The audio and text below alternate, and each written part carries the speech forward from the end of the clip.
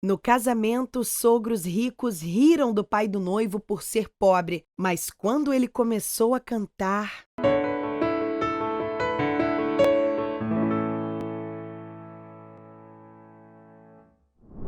Entender as diferenças entre ricos e pobres nunca foi uma tarefa fácil para quem vive realidades distintas. E quando esses dois mundos se chocam em um casamento, a estranheza e desconforto quase sempre se tornam uma realidade. Por isso, quando os pais da noiva viram quem seria o sogro de sua filha, começaram a rir e zombar do seu jeito desengonçado de ser. Até que ele começou a cantar e os risos se transformaram em lágrimas.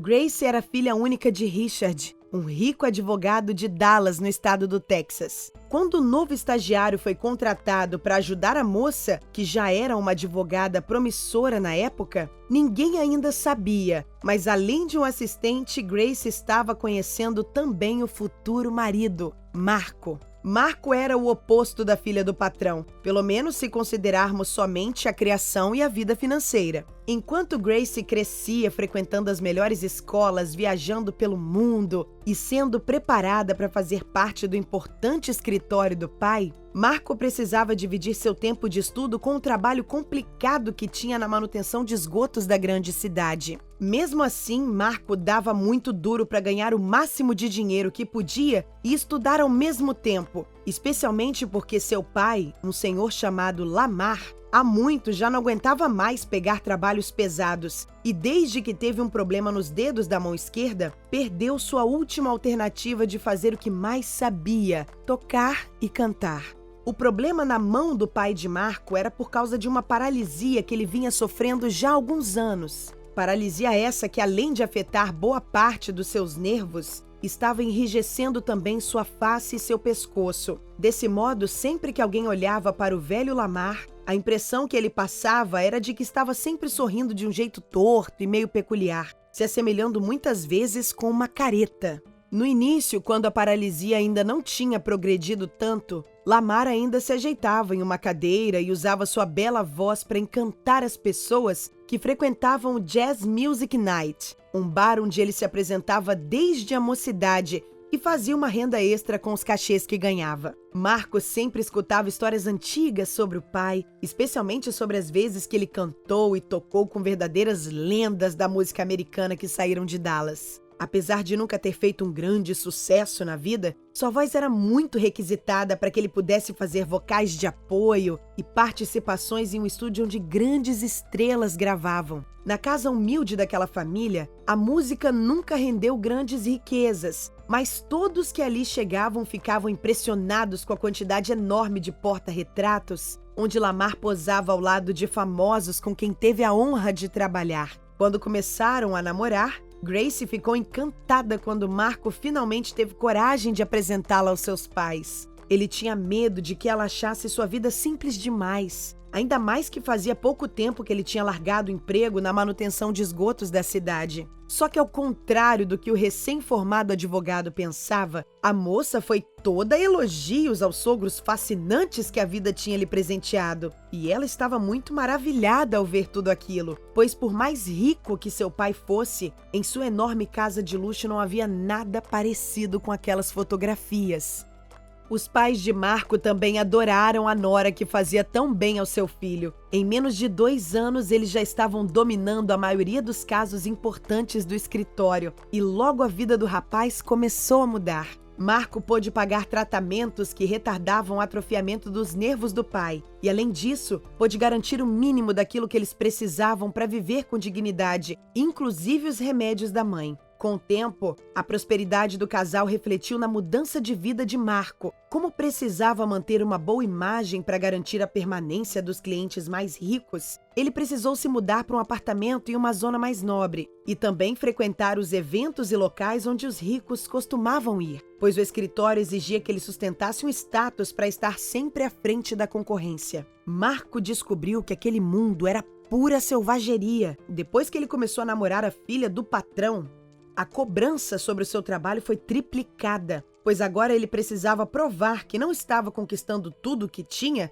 simplesmente por ser genro do chefe. Mesmo assim, ele tirou de letra as adversidades E sempre que Gracie perguntava como ele suportava tanta pressão, o jovem dizia que aquilo não era nada comparado aos ratos e baratas que ele precisava enfrentar quando descia aos esgotos de Dallas. No terceiro ano de namoro, Marco pediu a mão de Gracie em casamento e ela aceitou. A família da moça apoiou o matrimônio, especialmente porque o pai da noiva enxergava um grande futuro na vida do rapaz. Foi ele, inclusive, quem fez questão de bancar todos os custos do casamento, e tudo que Marco precisava fazer era se preocupar com seus pais. No começo, ele não entendeu o que isso significava, só que conforme os preparativos do casamento prosseguiam, aos poucos ele compreendia. Gostamos de você, mas sabemos que seus pais são pobres, então apenas providencie que eles não nos envergonhem. Marco sabia o quanto era desconfortável ficar cercado de gente que só se importava com a imagem e o quanto você possuía na conta bancária. Apesar de estar extremamente feliz por se casar com Gracie, ele também estava muito preocupado com os sentimentos de seus pais. Ao mesmo tempo em que queria que eles fizessem parte de tudo isso,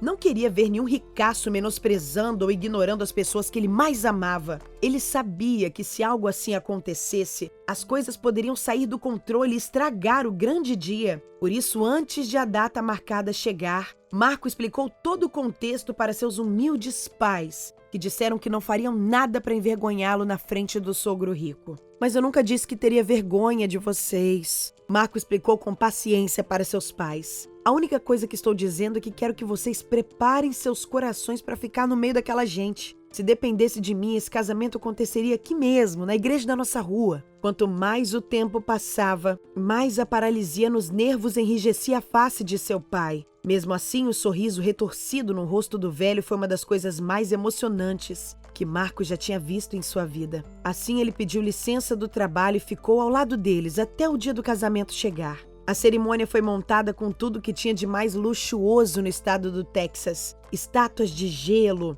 flores que valiam milhares de dólares e chão espelhado. A fila de carros e limusines não parava de chegar na frente do salão. E o mais estranho de tudo era que a maioria daquelas pessoas o casal sequer conhecia. Mesmo assim, como o casamento foi completamente bancado pelo pai da noiva, eles não deram bola para a politicagem que o magnata fazia e sabiam que a maioria presente deveria ser parte dos seus clientes. Para eles, os poucos amigos que estavam ali e a família era o que importava. Um burburinho iniciou quando, em meio à aglomeração de gente de alta sociedade, um homem com roupa destoante entrou pela porta com um sorriso estranho no rosto.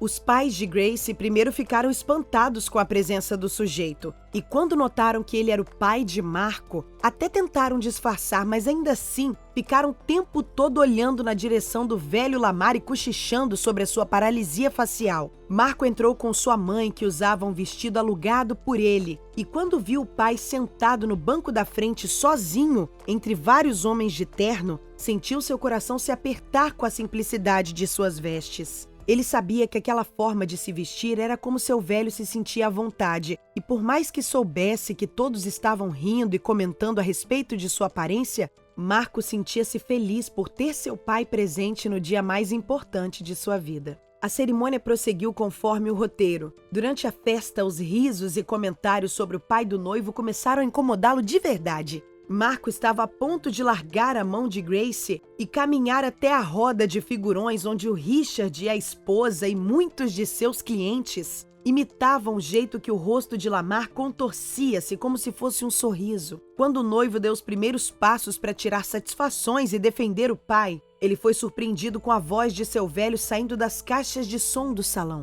Ao se virar, Marco viu seu pai segurando um violão com muita dificuldade, enquanto sua mãe ajeitava o microfone na direção de sua boca distorcida. Há muitos anos não tenho o prazer de cantar e tocar, pois sinto muita dor a cada movimento necessário para isso. Só que hoje é o dia mais feliz da minha vida, o dia que meu filho se une com uma moça maravilhosa, e por isso eu quero dedicar essa canção que durante muitas décadas uniu e marcou para sempre a vida de muitos casais que frequentaram o Jazz Night Club quando eu era um bom cantor. As notas musicais e a voz incrível do homem de rosto paralisado fez o salão inteiro parar e ficar em silêncio para escutá-lo. Não havia uma alma viva capaz de interromper aquele instante, e quanto mais ele cantava, mais lágrimas eram derramadas por muitos ao redor. Ao terminar a canção, Marco e Grace se abraçaram e agradeceram ao cantor aposentado por todo o esforço que ele tinha feito para dar-lhes aquele momento de presente. Mas o que realmente deixou todos surpresos foi a presença do pai da noiva, cujo rosto estava todo marcado por um choro.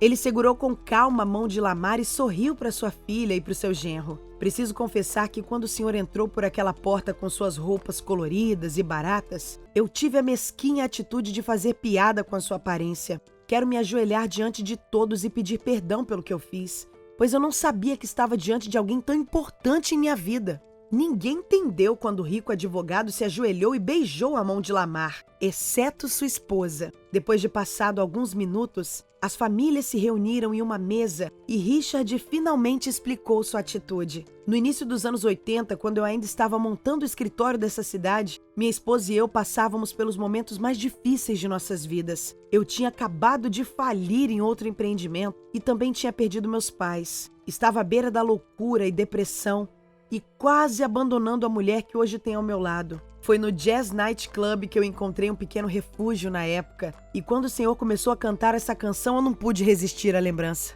O rico advogado explicou que aquela era exatamente a canção que o próprio Lamar cantava no dia em que ele estava comemorando a cura de sua depressão, justamente no momento em que descobria que a esposa estava grávida de Grace. A forma como o destino fez os filhos de duas pessoas completamente diferentes se cruzarem não parecia ter nada de especial até então, mas quando todos ficaram cientes de como as histórias dessas duas famílias estavam ligadas por uma mesma balada, ficou claro que havia algo muito abençoado acontecendo naquele instante. Lamar não apenas aceitou as desculpas de Richard, como também se tornaram grandes amigos. Apesar da atrofia do músico ter se tornado praticamente irreversível, o rico advogado fez de tudo para garantir uma melhoria em sua vida. E desde então, a união entre as duas famílias ficou harmoniosa, como em uma canção. Se você gostou dessa história, não se esqueça de deixar a sua curtida, se inscrever e ativar o sininho, pois logo voltaremos com mais uma história emocionante. Um grande abraço!